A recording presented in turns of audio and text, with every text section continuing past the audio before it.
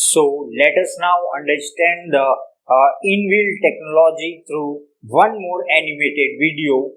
So here we are putting the necessary power and the torque directly where it is needed, that is into the wheels.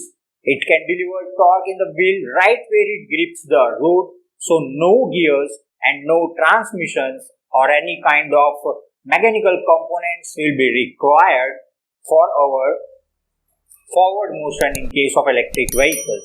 So here now you can see the different components of the in-wheel motors are being separated up, like we have here hub bearing, we have integrated disc brake, we have full in-wheel motor here, and obviously it will provide us high torque density, and it can easily be fitted into a regular 19-inch rim.